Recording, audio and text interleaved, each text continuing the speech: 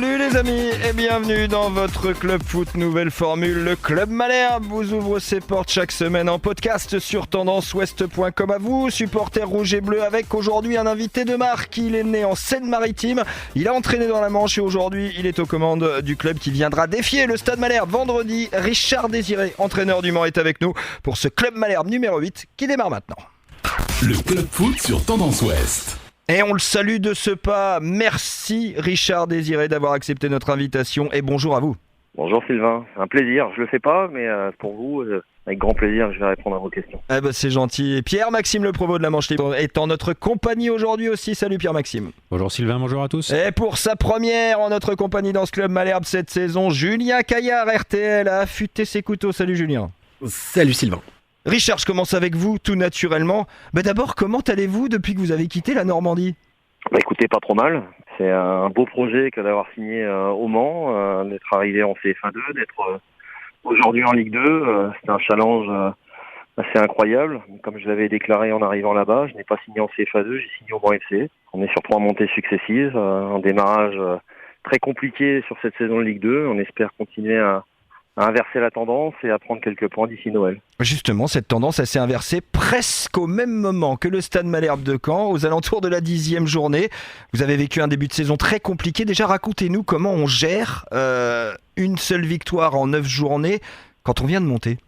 Écoutez, on a surtout focalisé sur et peut-être à tort, sur le très bon contenu de nos matchs, qui aurait mérité de prendre vraiment plusieurs fois ou les 3 points ou le point du nul, mais au moins de débloquer le compteur.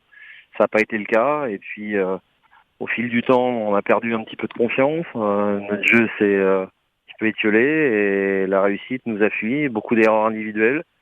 Et puis un constat aussi que, au fur et à mesure, l'investissement nécessaire en Ligue 2 pour pouvoir exister était insuffisant. Une bonnes explications, un déni dans lequel on pouvait être aussi, de se dire que c'était un aboutissement d'avoir retrouvé le professionnalisme dans le projet qui était ceux de beaucoup de joueurs qui étaient déjà là en CFA2, en CFA ou en National. Et puis ces bons premiers matchs nous ont laissé penser qu'on était à niveau. Donc voilà, il a fallu un petit peu mettre un coup de pied dans la fourmilière, bousculer les choses, remettre le bleu de chauffe, ce qu'on a réussi à faire. Et puis on l'a validé avec quelques points, notamment cette victoire contre Chambly qui nous a fait du bien et qui nous a permis d'enchaîner, puisqu'on est sur une série assez intéressante dans toutes les compétitions dans lesquelles on est amené à être, puisqu'on est toujours en les 2 coupes. J'allais vous le dire, la Coupe de la Ligue, quelle valeur elle a dans le relèvement du Mans ?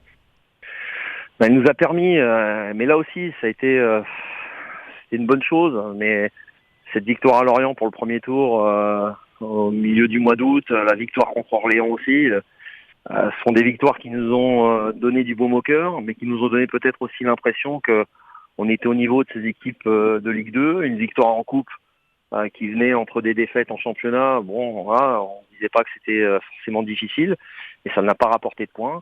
Ça nous a simplement permis de continuer à pouvoir avoir des matchs en semaine pour améliorer ce qui était à améliorer, donner du temps de jeu à l'ensemble de l'effectif, mettre une concurrence en place. Et puis au final, on est très content parce qu'on a eu la réception de Nice, on a pu mettre beaucoup de monde dans le stade, se qualifier. Et puis là, il y a un tirage un petit peu compliqué pour les 8e de finale. Un petit peu compliqué, mais assez sympathique à jouer. Vous jouerez le Paris Saint-Germain, on le rappelle, dans cette Coupe de la Ligue. Richard, vous allez venir à Caen, vous, le Normand de naissance, passé également en tant qu'entraîneur du côté de l'US Avranches il y a quelques années de cela. Loti de pas mal de joueurs qui, eux aussi, connaissent la Normandie. Est-ce qu'il va avoir un goût particulier, ce match-là, à Dornano, vendredi, pour vous ? Un petit peu, parce que j'ai l'ensemble de ma famille qui sera dans la tribune. Donc ça sera forcément...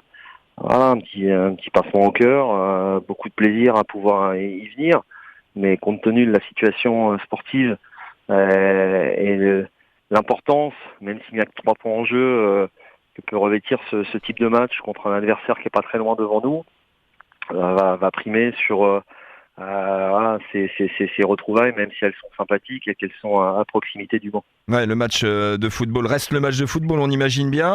Justement, sur ce match de football, un avis sur cette équipe du Stade Malherbe. Vous en avez retiré quoi dans vos réflexions de cette équipe ? Elle avait relevé la tête, comme vous l'avez bien expliqué au départ. Elle, en changeant d'entraîneur. Nous, sans le faire, même si peut-être que ça n'a pas été loin par rapport à la série de résultats négatifs qui était la nôtre. Voilà, 3 victoires, 3 nuls sur les 6 derniers matchs, je crois, avec cette victoire en Coupe de France. Beaucoup de cohérence retrouvée, une équipe qui court davantage, mais voilà, à l'instar de ce côté meneur d'homme de Pascal qui arrive toujours à tirer la quintessence de son effectif. Après, il y a des choses qui sont perfectibles dans le jeu, très certainement de leur côté comme du nôtre. Alors, il faudra nous qu'on soit très concernés, très concentrés et enthousiastes dans l'utilisation du ballon pour essayer de les mettre en difficulté quand on le pourra. Un dernier mot sur Pascal Duprat, justement, ce nouvel entraîneur arrivé du côté du Stade Malherbe de Caen. Vous parliez d'un meneur d'homme, c'est aussi une de vos qualités. Vous retrouvez quelques ingrédients dans les deux personnalités entre vous et lui ? Écoutez, Pascal, je le connais depuis pratiquement 15 ans, 20 ans. On s'est joué quand j'étais à Ramon-l'Étape et lui à Gaillard, avant que ça devienne les Croix de Savoie, puis Évian, Thonon, Gaillard. Un démarrage quasiment similaire. Dans un club dans lequel il a passé beaucoup de temps, où il a façonné les choses à son image, avec beaucoup de caractère, cette capacité à dire ce qu'il pense assez régulièrement. Ouais, on a beaucoup de similitudes. Ce sera un plaisir de le retrouver vendredi et de l'avoir sur le banc en face. Eh ben, ce sera un plaisir de vous retrouver aussi, vous, à notre micro vendredi. Richard Désiré, on vous remercie encore d'avoir été avec nous dans ce club Malherbe et on vous laisse repartir avec les nouveaux futurs entraîneurs diplômés qui sont en visite du côté du Mans aujourd'hui. On vous souhaite une très bonne semaine et on vous dit à vendredi, Richard. Merci Sylvain, au plaisir. Au plaisir. Julien Caillard, avec ce que vous venez d'entendre, votre analyse de la rencontre qui va se dérouler entre Caen et Le Mans, elle va se situer où ? D'abord du côté de Caen, ou est-ce que Le Mans voudra vraiment et pourra vraiment mettre son grain de sel là-dedans ? Ah non, mais je doute pas que Le Mans soit en mesure de mettre son grain de sel là-dedans. Il y a probablement un effet Duprat qui reste difficile à quantifier, mais quand on regarde les 6 derniers matchs sans défaite du Stade Malherbe, on s'aperçoit qu'il y a des victoires contre une équipe de R2, qu'il y a des victoires contre le 19e et le 20e de Ligue 2, et puis qu'il y a 3 matchs nuls contre les 16e, 13e et 12e de Ligue 2. Donc on s'aperçoit qu'on n'a pas de marge. Il y a peut-être effectivement un effet Duprat, mais encore une fois, il reste au regard des équipes qu'a affronté Pascal Duprat depuis son arrivée difficile à quantifier.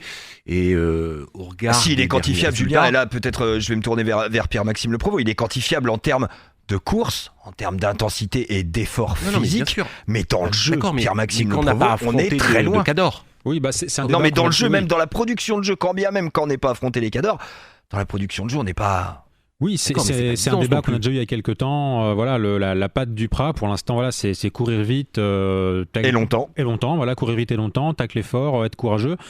Pour l'instant, voilà, peut-être aussi parce que ces équipes-là ont ces classements-là et parce que le championnat de Ligue 2 est ce qu'il est, pour l'instant, ça tient à peu près la route. Je suis pas convaincu qu'à terme, ce sera suffisant pour viser beaucoup plus haut. Mais déjà, ça a quand même stoppé l'hémorragie dans un premier temps, ce qui est plaisant. C'est vrai que maintenant, il faudrait pouvoir passer, je dirais, à ce second étage de la fusée avec vraiment une patte, un jeu qui se développe pour pouvoir viser plus haut, déjà raccrocher ce wagon pour le milieu de terrain, le milieu de tableau, pardon. Et ensuite, pourquoi pas aller chercher les places de barragistes, même si l'écart en points commence à être important. Julien Caillard, justement, ce match du Mans, il semble quand même, avant d'aller à Guingamp et de recevoir Nancy, comme étant potentiellement un pont pour raccrocher ce bon wagon, justement. Et il n'y a qu'un moyen pour que ce soit ce pont, c'est de gagner. Il n'y a pas d'autre issue possible aujourd'hui. Non, mais si vous voulez remonter dans ce championnat, il y a pas d'autres réponses. Bien sûr qu'il faut battre une équipe comme Le Mans. Maintenant, je dis simplement que l'effet Duprat qui est indéniable, il est difficile à quantifier parce que je n'ai pas vu le Stade Malherbe de Caen opposé à Lens, opposé à Ajaccio, opposé à Lorient. C'est ce que l'on disait la semaine dernière dans cette même émission. Exactement. Voilà, j'aimerais juste voir le Stade Malherbe opposé à ces équipes-là pour qu'on sache un tout petit peu plus où ils se situent. Et je dis qu'au regard des 6 dernières rencontres, s'il y a du mieux indéniable, je constate que les victoires acquises l'ont été contre des équipes ou hiérarchiquement inférieures ou en bas, voire en extrême bas de tableau de Ligue 2. Et je constate que lorsque le Stade Malherbe a affronté des équipes grosso modo de deuxième partie de championnat, voilà, calées dans la deuxième partie de championnat, ça a été des matchs nuls. Donc je dis, qu'on n'a pas, à mon avis, une marge telle qui permette d'affirmer ce soir qu'on va en coller 5 au Mans. Qu'est-ce qu'on doit attendre, messieurs, et je commence avec vous, Pierre-Maxime Le Provost de la Manche Libre. Qu'est-ce qu'on doit attendre vendredi? Qu'est-ce que vous attendez de cette rencontre et de la prestation caennaise de vendredi? Alors, difficile à dire. Je suis toujours hésitant en espérant 3 points moches ou un beau point. Voilà, je suis un Julien peu partagé. Caillard, 3 points moches ou un bon point? Mais sans hésiter, 3 points moches, évidemment. Pourquoi, messieurs? Parce que vous êtes hésitant, Pierre-Maxime. On va voir avec Pierre-Maxime et on vient vers vous après, Julien. Dans un premier temps, peut-être aussi que je prendrais quand même les points moches pour raccrocher ce wagon. Mais ce que je veux dire, c'est que par rapport aux ambitions qu'avait Caen en début de saison, qui était de pouvoir viser ses places de barragiste, pas la montée directe, pas à ce point-là, mais au moins ces places de barragistes-là, il faudra qu'il y ait un fond de jeu, forcément. Il faudra passer par un fond de jeu. Voilà, arriver à un certain Pour l'instant, point. il n'existe pas, on est tous d'accord. Pour l'instant, il n'est pas là et c'est le souci. Ouais. Donc, il va falloir quand même, je reviens donc à mon second étage de la fusée, il va falloir que Malherbe passe cette vitesse supérieure dans le jeu et il faudrait pouvoir commencer le plus vite possible, même si ça passe par encore 1 ou 2 points lâchés par-ci par-là. La coupe, match pour rien, match en bois, Julien Caillard. On a finalement pas la moindre avancée dans ce que peut faire cette équipe de Caen dans le jeu? Pas du tout d'accord. C'est jamais un match en bois, un match de coupe. Caen a respecté son adversaire, Caen a cartonné un adversaire hiérarchiquement inférieur. Ça n'a pas été le cas par exemple de Laval.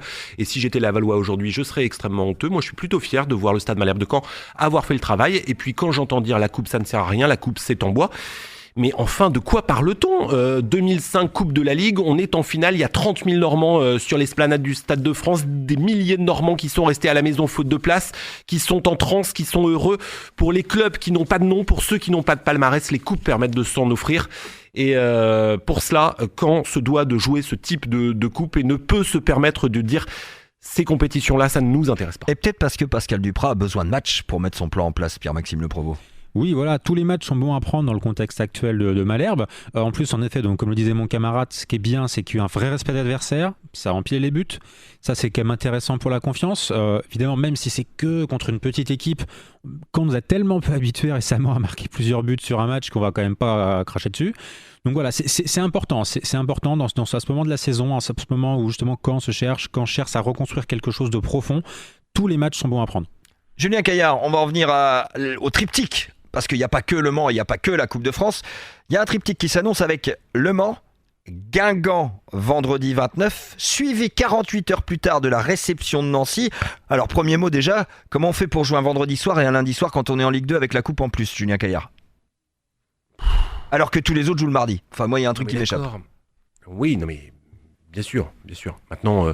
il y a des mecs qui, parce qu'ils évoluent en sélection nationale, en Ligue des Champions, en Coupe de France très loin, en Coupe de la Ligue très loin, vont jouer 65 ou 70 matchs cette saison. Bon, peut-être un tout petit peu relativisé, c'est peut-être possible d'enchaîner 2 matchs en 3 jours, une fois dans la saison. Ça doit pas être une excuse. Comment ? Ça ne doit pas être une excuse. Mais non, ça doit pas être une excuse. Ce sont des joueurs professionnels. S'ils sont pas foutus d'enchaîner 2 matchs en 3 jours, une fois dans la saison, c'est à pleurer. Donc non, c'est pas une excuse, même si effectivement on peut considérer que le calendrier est fait un petit peu à l'emporte-pièce sur ce coup-là. Vous parliez de triptyque, moi en fait j'ai surtout le sentiment que jusqu'à la fin de l'année, parce qu'il y a aussi... il y a Rodez et il y a Clermont derrière. Ouais, il y a Rodez et Clermont derrière. Pour finir l'année civile.